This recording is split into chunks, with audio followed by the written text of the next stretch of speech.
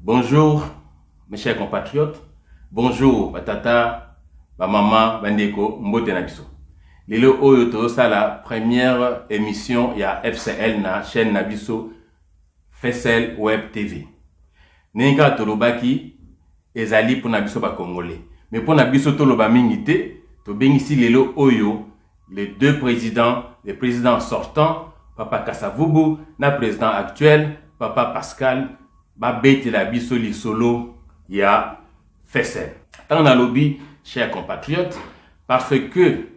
ngai na yebiete congolais akotikala ka congolais. Ata lelo to komi ba belge, to komi ba allemand, to komi ba américain, mais amna biso ezalaka na identité bo moko. To changeaka ba citoyenneté, to changeaka soki ba nini, mais amna biso changeaka te. So obotama ki congolais, amna yo e ya comme congolais, yango wana ata to komi ba allemand, ata to komi ba américain, ata to komi ba belge, to bosa nesika to utate parce que yango nde identité na biso.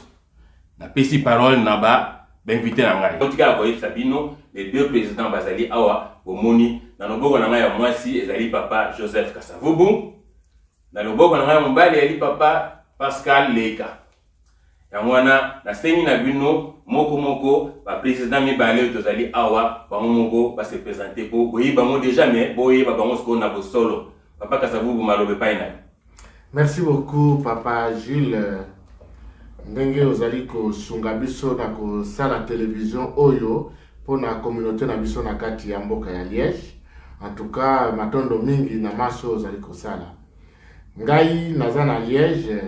depuis déjà un bon bout de temps, pour ne pas dire une bonne trentaine d'années. Bato bayebi ngai na kombo toujours ya Joseph Kasavubu.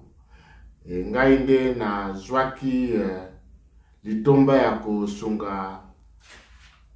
Fédération Oyo Kobanda 2018 ti ndenge okoyeba na kati ya masolo. Merci Papa Kasavubu. Papa Pascal Malobemboka yo. Comme merci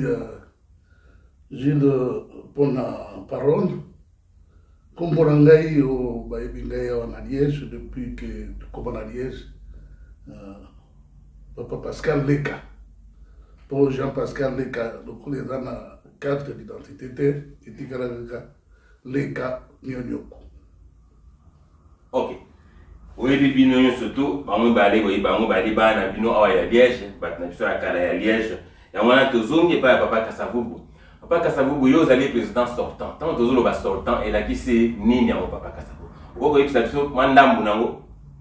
Ben ndeka na ote koloba Fédération Congolaise ya Liège. Ezali fédération yo e salama kobanda kala. Bato basala yango kati na bango effectivement moninga na ngai azali. Yende ako yanola penza ndenge ni leloko ebotama na ndenge ezali lelo. Ngai en tant que président ndenge ozako ba président sortant na zwaki opportunité ya kokamba fédération na biso Kobanda les 20 depuis mars en tout cas 2018. Ezalaki elongo pena Papa Pascal na bato mosusu balingai to sala équipe autre ko kamba fédération pendant 2 ans. Voilà en gros. Donc 2 ans natango ekoki to ekokuta na situation ya makasio et bomi biso nyonso na kati ya mboka oyo Covid. Situation ya effectivement ya pandémie oyo ya Covid. Et ça là qui effectivement que na musalo ya ngai na salaka na kokamba fédération na mona ki koma ki kilo mingi pona ngamu to moko na memango nyonso yango na senga ki na bandeko soki ba ko permettre ngai na tikalanu fédération pona me concentrer beaucoup plus na musala o ezaki na ndai pe ko sunga bakoko boyibino moko mokono yo ezalai ko beta mingi bakoko donc pona ko sala yango calmement na tikaki bato mususu ba meka kokamba fédération yango na senga kina sala pa moko de côté neka oyebi tilelo donc na pa na de côté mais molimo nange tikala na kati ya fédération congolaise de Liège. Ndenge boyo ki bando na ngai quand to le président sortant ali te ka ke ile bela te ki bisote azana biso awa na kati ya Liège azali peka molimo neza na kati ninga to lobi molimo ndente sala ke tozala. et on a apesi biso maloba nyo surtout ninga lobi ke ndenge bandaki ndeye bien on histoire mala mondeli papa Pascal avandi aw papa Pascal malobeza bana yo ifsa biso fester oyo fester la sini na on fester là. Merci mingi papa Gilles. Liboso na banana historique na ko remercier ndekorangai président sortant le boula yo binga président sortant mais ngala binga geti le roka président parce que na mosalo yo to sali ensemble to sali dans fédération ce n'est pas pour rien que bandeko ba préférer que on ne change pas l'équipe qui gagne na mosala munene azali na ngoya l'état ba pesa e charge wana à mon inquiété vraiment bon bito chargé parce que diriger la communauté et ça est le quoi mukete yango lelo na zui relève ya mosalo ya tikaki yango toujours continuer na pour la bozonge la historique Fédération congolaise de Liège et bandaki na kombo ya communauté zaïroise de Liège tango tokobia wana 91 ezalaki makabo ebele il a fallu ko dukanano kovanda ya bato na esika oyo epesaki biso ide ke il faut kosangisa bakongolais yango wana oyo bazalaki bayebi eloko naza koloba nasalaki entuka na bundai mwa moke kosala consultation koluka bandeko nakendeki kozwa ndeko tedika parce que bayebisaki ngai ke aza na chorale nakendeki koluka ye justement azalaki mpe na chorale ya abe na biso Willy Fukala tokutanaki na ye toyokani na 92 nde tocréé communauté zaïroise de Liège etumba ya liboso ezalaki ya kozwa mikanda tobunda ndenge nini kovanda na mboka oyo en tout cas bayebi ke na 97 tosorganizaki tomontaki mouvement de sans papier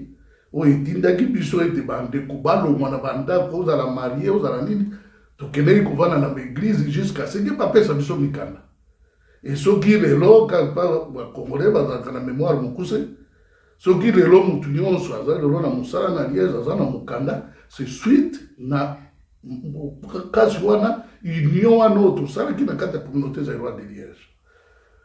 voilà lokola biso tolingaka baresultat tolingaka mosala te mwa mbayeba ekotaki yango naza komisa mingi ndeko na ngai parce que ntango toye kozwa relance na ye toye korelance makambo na ye au moins les choses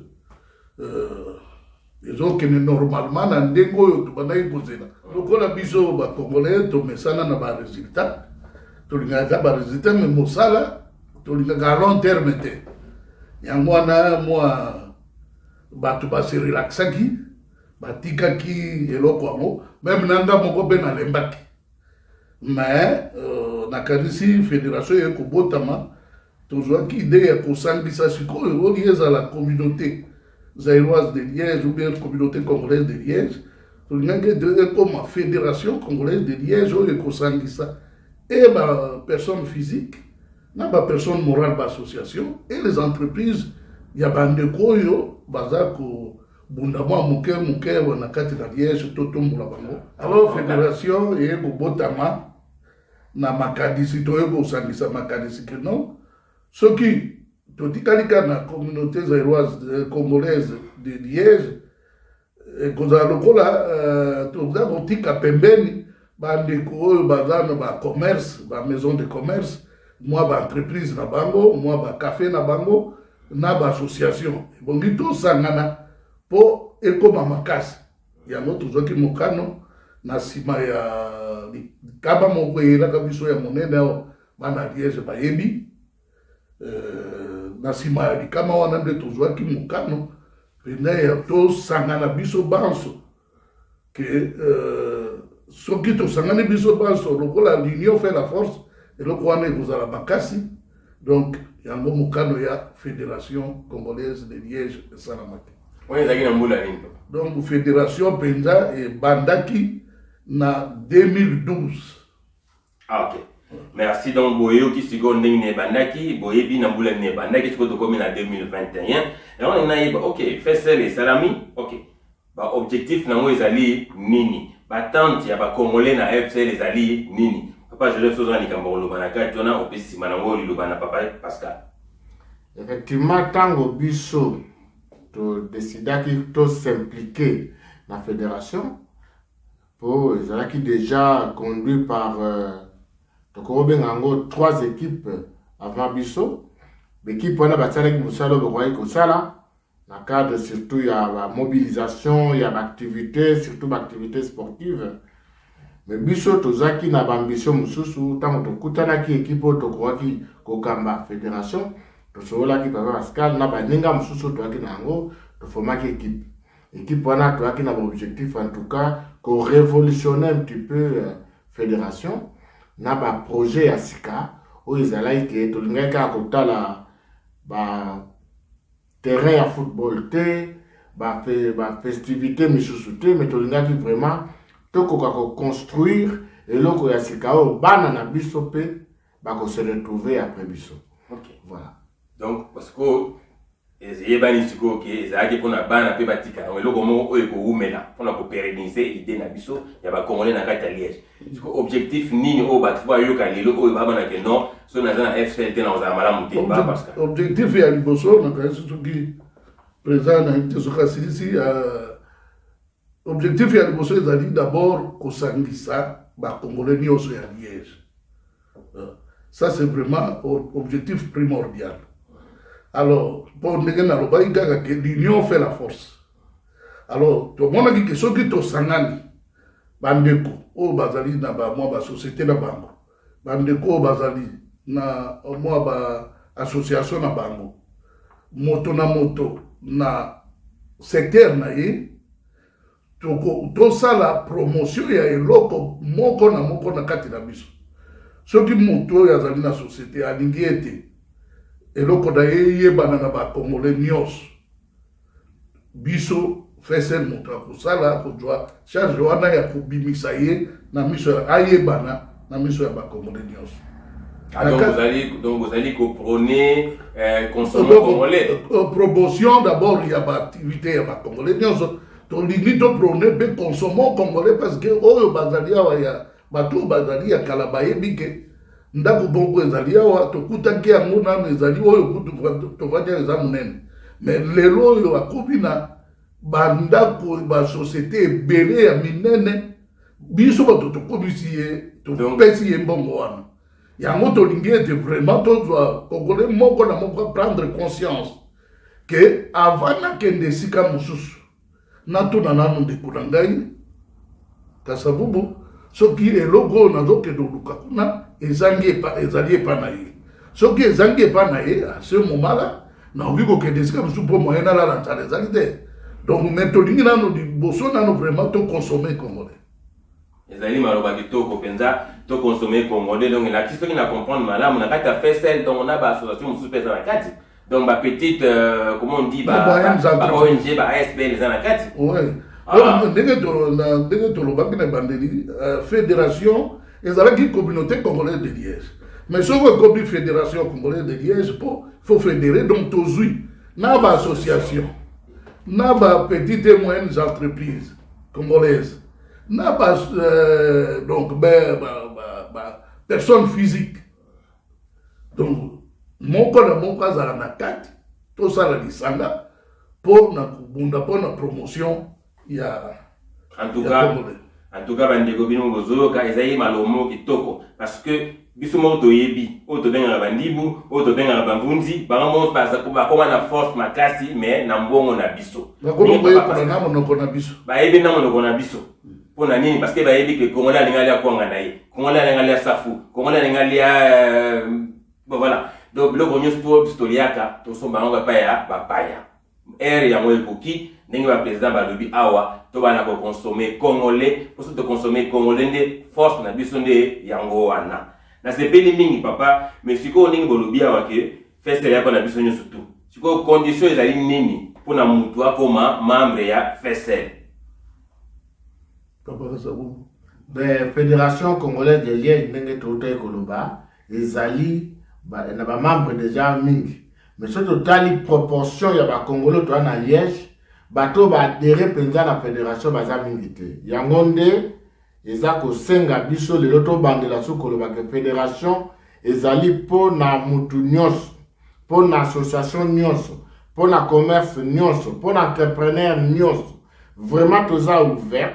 mpo na koyamba bino nyonso, mpo na ozokoma membre ya fédération. Ya un exercice ya makasi ya kosala te. Il suffit osenga adhésion na yo. Fédération eza na adresse na yango, fédération eza na siège na yango. Soki yo olingi koma membre ya fédération congolaise de Liège, oye na siège, o remplir carte na yo ya adhésion, o kotisi yango, bango nde bako informer yo. Donc biso bato ya fédération toko informer yo eloko nini okoki kosala po tikala membre mpo ozala actif na kati ya fédération. Mais en tout cas biloko nyonso ezali ya kobongama esengi oleka kaka na siège ya fédération mpo koka kosala. Mais papa soki nakobakisa oui mwa liloba moke epai ya oyo papa sika sukisi nakanisi osengi condition lokwa papa alobi condition ezali te. Mais nalingi nasouligne mwa eloko moko, parce que depuis 92 toévoluaki ke moto nyonso, parce que ozali congolais, ozali d'office membre ya communauté congolaise. Sikoyo na kati ya fédération tolingi bandeko bayeba ete ce n'est pas parce que ozali congolais nde ozali directement membre ya fédération congolaise de Liège. Il faut à la condition, c'est-à-dire il faut cotiser, tozana moi cotisation il y a 5 € par mois. Ou adhérer d'abord. Adhérer d'abord. D'abord, l'adhésion est gratuite. Au koya na siège, au remplir carte na yo. Mais, tu dis que fonctionner une association classique. C'est-à-dire, tout un membre effectif. Membre effectif, d'abord en règle de cotisation, et puis, on peut répondre à la réunion, tant que nous sommes bango. Donc il faut tout rappeler dans la mot distinguo entre Congolais, membre actif, effectif ou actif, il a fait ça. Aussi qu'on a bien à d'autres sur la masolo à Liège. Puis on se dit que Liège est une province, c'est une monnaie. Mais on dit que siège d'aller à Liège, n'a pas de Liège dans une ville. Aussi qu'on bateau ba musika. Tout ça la Liège la monnaie de mon boyebi. Parce que na serein, parce que sur côté ni on arrête à Liège. On sala nini pour na akoma et pas inabino. Pas comme aluka fiche d'adhésion, on sala ndengini. Oui, pas pour mais au wana na kanisi na ba dernière réunion. To dit kozwa eyano na mutuna na yo wana to fungoli to bengi ba secteur. Ba représentant ya fédération na bisiko nyonso ezali concentration ya ba congolais. Okomona na serein tozali na représentant, na Verviers tozali na représentant, na oui tozali na représentant, na Ersala wa tozali de façon que soki likambo ezali papa Pascal soki boya otanga ba komba ba représentant na ko bato baza kolanda biso baye baka au moins pas nini ba ko s'adresser aux alala. Merci mini papa. Na lwana bandaki na serein tozali na bola babenga keminga ebadi président bola na Erstal awa tozali na Idino Matondo na oui tozali na Léopold Lomba azana oui kuna na Verviers tozali na ndeko na biso José Mokadi na Ans tozali na Dieudonné Nsumbu awa na centre ya Liège tozali na Wazabanga na Frémal na Genève tozali na ndeko na biso papa Chimanga donc Etienne Chimanga donc yango tolobaki liste ezali molai parce que yo moko olobi Liège eza monene donc ndeko nyonso oyo amoni ke bacongolais bazali mwa 10 côté ya avandi à se faire connaître auprès ya na siège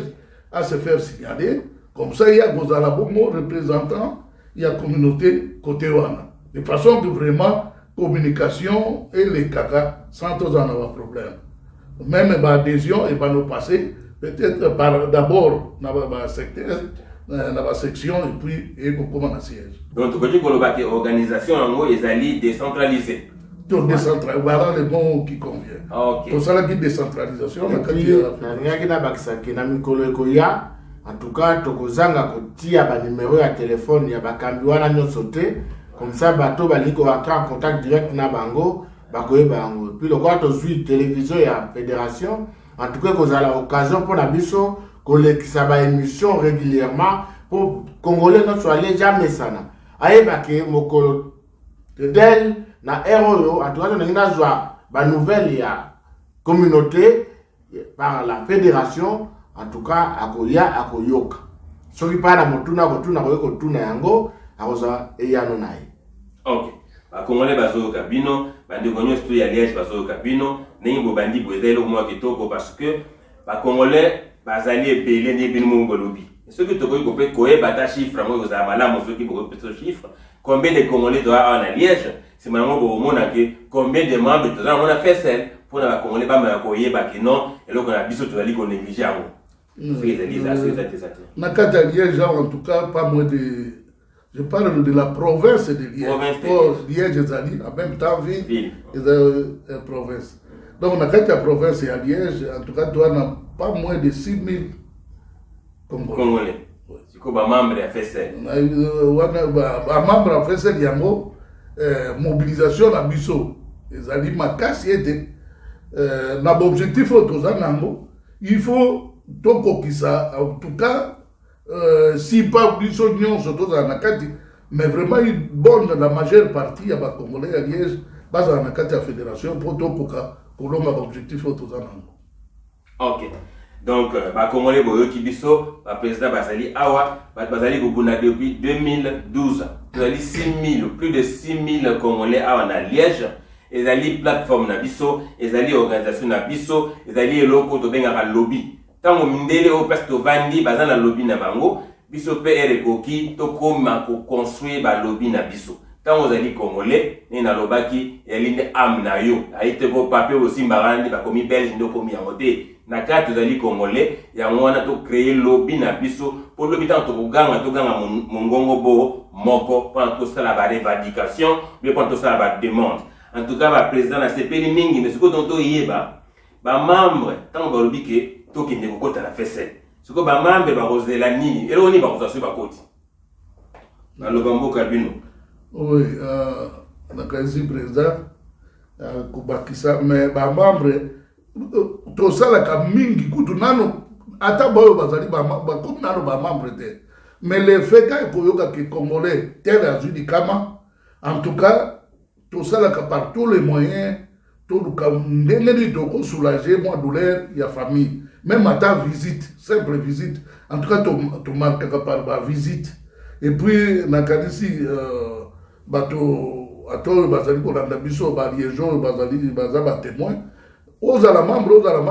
tango, kaka toyo kike, tel, congolais, azuli kama, tozali, présaye, to sala kanyon, to tindata bouquet de fleurs. Na lidita ya ndeko, po représenter, batu ba mona quand même que, azalaki congolais et puis tout ça la kadioso pour vraiment tout marquer présent na tout pesa lokumu na ndeko na biso ba mona que azalaki quand même na libota na simana. Donc bosungaka congolais ou bien congolais membre ou bien membre té yango to limito la loba bien dans soulier que tout le mois il faut deux ça la tout le mois l'esprit wana que parce que il y en a qui nous critiquent avant les membres té mais parce que azalika congolais alors bien la communauté avait ça la kadi mais ya moto lito sala makasi ete to lo mwana cadre wana ya mutu nyonso to azali membre to sala to zonga pendia to landa baninga ndenge ba association so classique tambolaka cotisation présence dans la réunion à ce moment là vous allez pendia na droit ya ko revendiquer o nyonso digi communauté ça ina association ça papa je le yango merci. Fédération banato zwaki yango effectivement to tie biloko ebele na place ba congolais mingi ba yebi yango na nte mais biloko etungisaka biso mingi na mboko eza soki to perdre mutu ndo moni to komi mutu likoli ko to sala nini to kende wapi surtout soki moninga na zana mutu te elo to ko sala mais depuis 2018 Fédération congolaise de Liège to kokaki ko s'organiser on a mis en place en tout cas une assurance qui n'est pas payée par les Congolais, mais il y a bisomoro membre, il y a fédération, autre que sont déjà cavo, na cotisation à bande cotant de Zoramakama, et les lots alliés, tu as des cavos, il y a maman, toi, il y a papa. Donc, ceux qui ne connaissent pas, à Koufi, par exemple, les lots, et que, comme indigène, à Liboulou et Batounioso, en tout cas, fédération, ils ont la possibilité, il y a Kocha, Kornae, Naisiko, et Sengal, et Sengilani, pour avoir vraiment enterré la bonheur. Donc, on a une motique qu'on a été. Voilà. Non seulement ça, on a pris contact avec des pompes funèbres. Quand tu allais, tu as des pompes funèbres, autres solo dans la banque. Où ils ont que ceux qui ont besoin, tu as une pompe funèbre, au lieu que nous avons 4 000, 3 000, 5 000, nous, avec moins de 2 000 euros, tu vois qu'on a un honneur. Donc, il y a des locaux, les Congolais, ils ont voté, parce que les gens aussi dans la fédération. Mais la fédération, ils ont là, ils ont kanisa, et là, on dit que tu as la place pour les gens qui donc, on a des alliés, des exemples amicaux, mais n'est pas parce que la bande Koloba, à chaque fois que tu as un décès, il faut fédération et tu as gerbe. Il y a sur les gerbes, il y a mon été, mais les gerbes, ils coûtent peut-être 40 euros, mais 40 euros, on n'a pas pour un coca, et là, c'est la cotisation, il y a 8 personnes.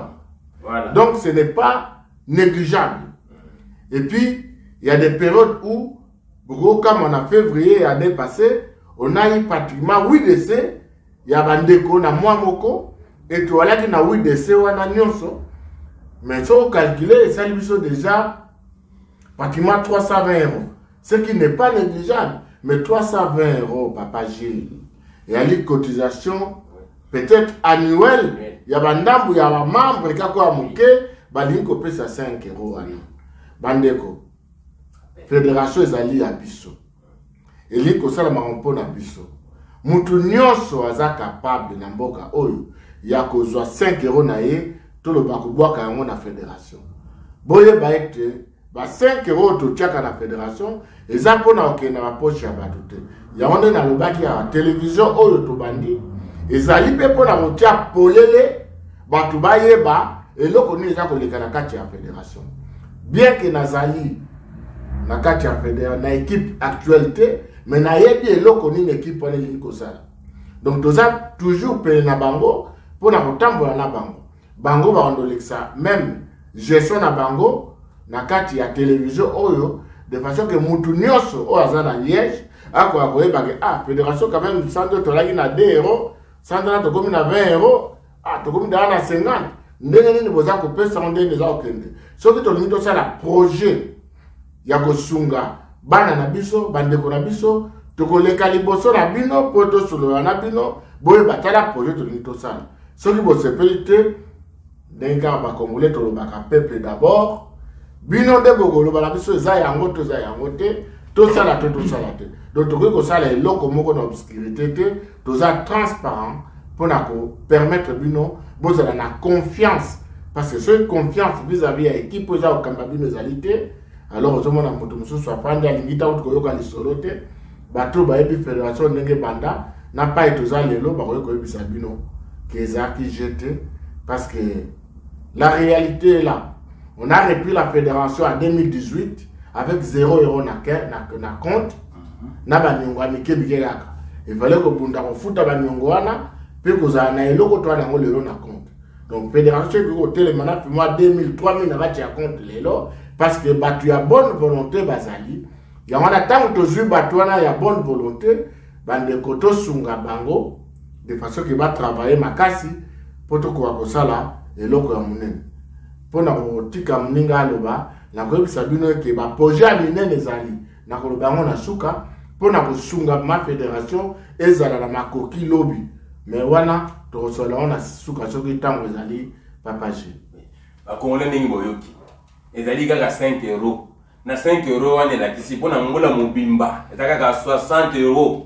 Oyo bito vani na mkili ya poto oyo toyebi ete 60 euros muto moko te azangi yango. Congolais ndeko na ngai basali yango tosali yango pona biso yali pona biso moko tango oza likama baye kosunga yo na mbongo baninga batiaki esala biso soni tokota tokolisa kesi na biso taye nazolekisa compte na biso ya FSN na se pona mutu o aza touché ataza obanga azoka sona comme membre mais à soutenir organisation na biso ya ba congolais FSL na kolekisa compte na biso za koleka wana cha 5 € na yo ekosunga soko ozali pe na besoin ko sala ba don osali don okomi kuna d'ailleurs donc to yebi yango na mikili ya poto opesi don na yo okoki ko déclarer yango FSL na ba papier surtout o récupérer mbongo na l'état sunga congolais sunga ndeko na yo ere koki tokoma na confiance tokoma na bolingo entre biso tolongo na ba doute na biso to moni preuve yango 2012 bandaki 2018 yaki na beba mais banda 2018 lelo oyo akutaki 0 yo tokomi na ba 1000 na kati ya compte soki bolingi ba 1000 ngwe mata poto koma na makaba minene ndeko na ngai kota pesa don sunga biso d'ailleurs ozalaki toko mingi tosala kaka 60 € virement annuel ezelo mopamba non papa Pascal zama kama bakisana logo papa Joseph Alobi non donc ainsi papa Joseph Alobi esengeli ki koloba ya motuya tokolobaka ke oyo bazali na kobanga parce que biso tolingi koverifie te biso tolingi mingi makambo ya lokuta yango nde totiaka yango ya solo oyo ya solo totiaka yango na nsima nakanisi papa kasabubu ye lelo fédération eza na compte donc eza mbongo ekendeke ni na maboko na ye ni na maboko na ngai il y a un trésorier mbongo ekendeke na banque toza na numéro ya banque compte yo moko lobi okolekisela bango donc c'est 5 € et puis ndenge papa lobi pourquoi comme na télévision na biso à chaque fois que tokozalaka na assemblée générale à chaque fois soki mpe etumbu oyo toza nango ya pandémie esili te avec notre télévision bato babanomona ke ntango mpenza tokozwa effectivité ya bato bamembre oyo basengeli na droit ya koyeba esika nini atindaka 5 € na ye eloko nini basalaka nango akobanda kozwa yango soki mensuellement te trimestriellement ndenge tokodeside na assemblée comme ça yebaka esika nini mbongo na ye ezali eloko nini eza kosala mpo tozana tobanda osala makambo nyonso ensemble eza likambo te ngai na poka zabuku tobandi na kuku tolobi totonga eloko boye non ebazali lisanga ya bato tolobi epuis biso moko na liège toyebi bapriorité na biso yango sur base ya bapriorité na biso tolingi ete motu nyonso mpenza supposons que 500 membres soki bozotia 5 € par mois tokozala na combien eloko nini oyo tokozanga mpo tosala donc vraiment mbongo na ya bacongolais ezali en sécurité lokola baassociation nyonso ekozala na poche ya motu te ata baba lokola longwe bokanisa te akei na mbongo na biso non ya azali donc d'ailleurs biso na ye ezali kaka kuna donc eza na compte donc bacongolais boyoki toza na compte na biso compte mbongo na biso mpe ezali sécurisé soki kaka tosimagine ke 500 membres kaka bapesi 5 € ya pamba na mois toza na 2500 € na mois soki toza na 2500 € na mois totie na mbula tokóma na komi tolekisa 20 000 € eloni tokosala te na kati ya lingomba na biso bo bandeko na ngai tozwa bino ntango mingi te tosololi mingi lelo boyebi FSL ezali nini boyebi esika euti boyebi esika ekomi boyebi esika mpe tozali kokende tozali na baprojet ebele na kati ya bolingo ya biso bana mboka bolingo ya biso oyo ya biso bana bacongolais ata tokomi na passeport komo mosusu me to na kati na biso tozali bacongolais yango wana mpona kosukisa lelo oyo na kopesa baprésident mibale awa parole comme message à Souka au Bana congolais. Papa Joseph Iloba et Painayo. Merci en tout cas, nous avons occasion de loba susu na bandeko bazali kolanda biso ndenge na lobaki nazali na kati ya équipe ya sikote mais makanisi na nga en tout cas ezaka na kati ya fédération malgré mosala na ngai nazali komeka kosunga fédération na kosenga surtout na ba entrepreneur na ba tu oyo ba na tuma makoki na kati ya Liège ba congolais o ba lingi kosala susu ebele ke tozali kosala eloko mosusu en parallèle toujours na fédération mais oyo ezali ke ko accélérer peut-être ba œuvre ya ba congolais la kati ya Liège yango na mopanzi ya fédération to ali na solidarité ya diaspora congolaise na kati ya Liège. Solidarité ya diaspora congolaise na kati ya Liège eli koloba nini pour ne pas dire na kati ya Belgique. To ana posa en tout cas ya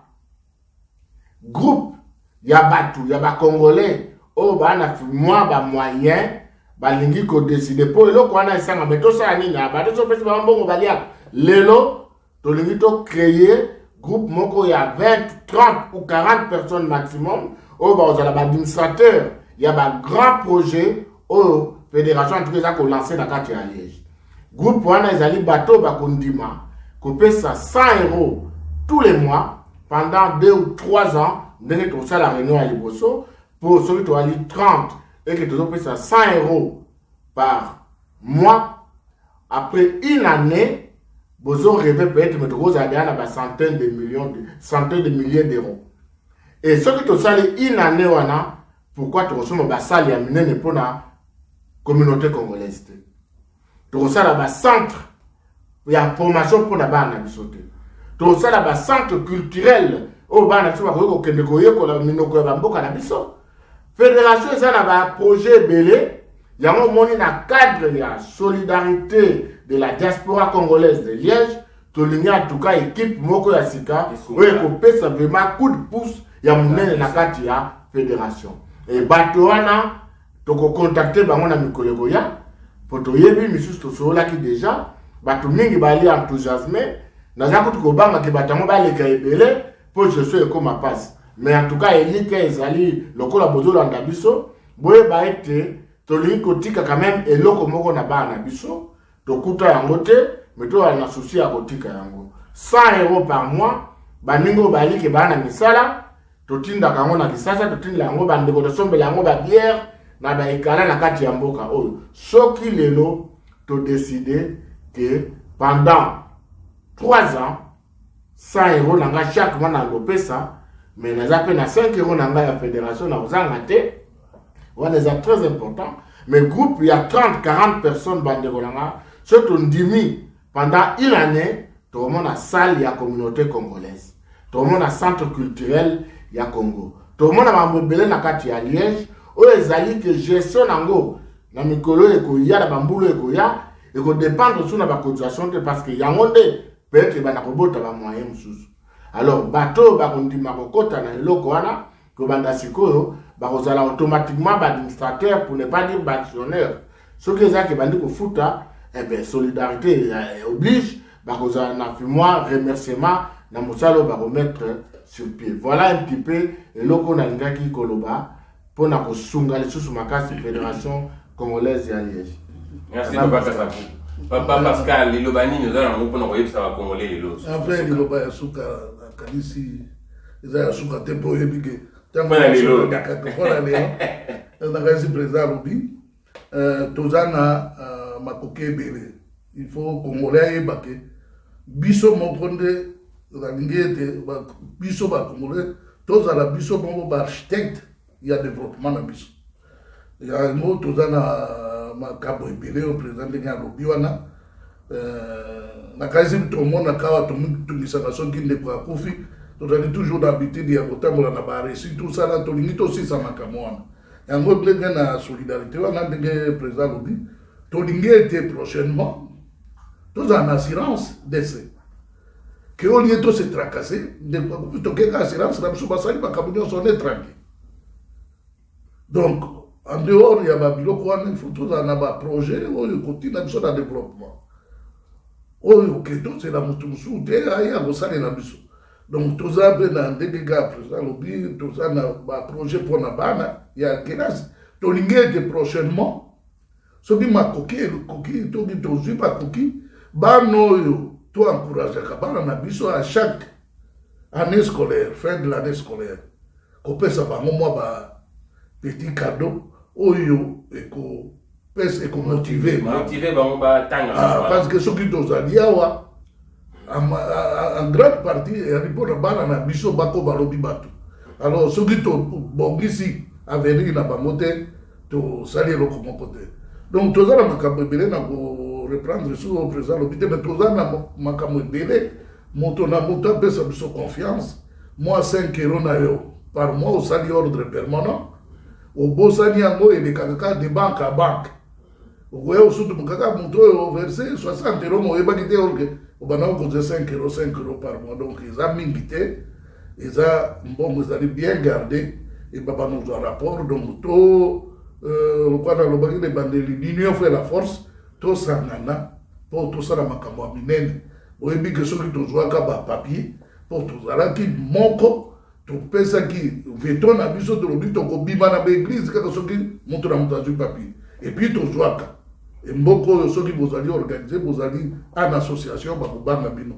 pour babanga biso il faut vraiment tout ça nana boya bon le cana siège na biso yangoyo rue Quai de Tanner numéro 9 donc Capel Travers donc c'est gars y agence oyo président assungi biso apesi biso bureau en attendant toujours makoki mais pour le moment tozali awa tofuta keloko te on apesa biso bureau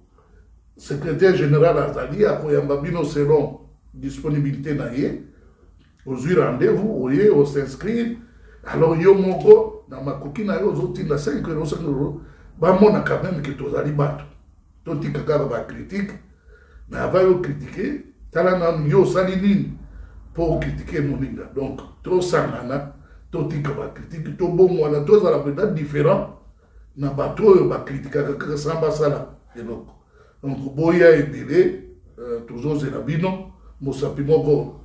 elongolaka sili na mutu te donc ensemble nous serons forts. Merci.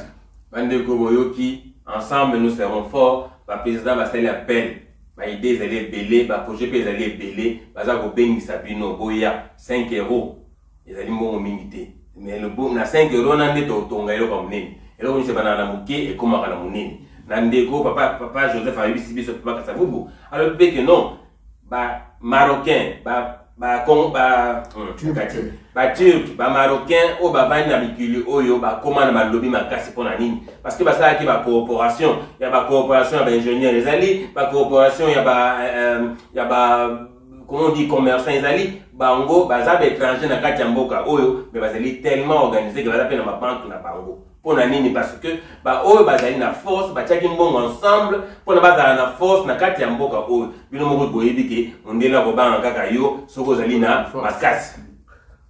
pona ko bakisa nga isi mingi tokoba lelo otuni mama na ke kosoba biloko na Alibaba mais bayebi origine ya Alibaba te origine ya Alibaba ka lisanga ya bandiku basangani basali ya Alibaba eloko ni ezangi penja force tozana ngo tosala biso tosala ya solo gambela na kati ya apesi pe kobo gambela eloko ni ezangi biso tosala gambela c'est le kobuke donc voilà il suffit que tozala motivé et biso tozala motivé to croire na ebiete mingi président soki minute eleki mutu communauté ezali Congo moi pokoso ezalaka entre biso na ba église Congo ezali Congo to garder en Liège tozali au moins na 10 églises ya ba congolais mais tozaka na Congo moko donc soko zali awa okolo mwa église na yote église ezali église basali musala munene awa depuis 90 ezali musala ya sur le plan moral l'église ezongisi bato ebele na nzela omoni donc baza kosala musala pe yango mais soki tosangani bango basali oyo etali moral spirituel biso totali oyo etali organisation ya développement ya mais ekozala donc ezali te na communauté congolaise ezali te oyede kopeshe non oye po tonga mboka na yo donc ozobenga pe na ba église tosangana oya na kati ya feste parce que les églises sont aussi des associations bandima déjà kosala na biso nakanisi ezali biso nde fotosala ba preuve po basoutenir biso makasi mais en tout cas bandimi à l'église union sobali déjà membre de la fédération congolaise de Liège. Donc tokosenga na ba kambi surtout ba adhérer na ba projet à biso soki ba ko ya ko former ba administrateur autonomique ko sala par exemple pour la soutenir vraiment projet à muneno ezake en une année mutuno samona ke au Liège Congo à ça les locaux. C'est maintenant ou jamais. Bandeko boyoki ba président bazalaki awa ba ebisi bino avantage à FSL. Ba ebisi bino FSL ezali nini puis ba ebisi bino nini bokoji ko gagner na kati. Ezali makasi ya biso nyoso tu bana mboka Congo. Soki to sangani to za la force to roleka peut-être pour te éviter mais to roleka ba marocain to roleka ba turc to roleka ba msus parce que to zali ebele awa. To sangana poto koma moko poto ko sala makambo ya minene ndenge to salaka tango to zwa ki ba mikanda awa to bundaki to raki moko to zaki mikanda lelo pe to ko bunda to zala moko poto tonga ba place ya biso centre culturel to tonga to zala ba salle de fête na biso to zala na gambe na biso ndenge président pa Kasavu ba lobi awa en tout cas na sepeli mingi na ndenge boyoki biso lelo oyo ndenge ka to lobaki na mikoleko ya émission sur la Sikero Salama, ça dépend du sujet. Toko Zongela Bino Nesika Ka Oyo ya FSL Web TV.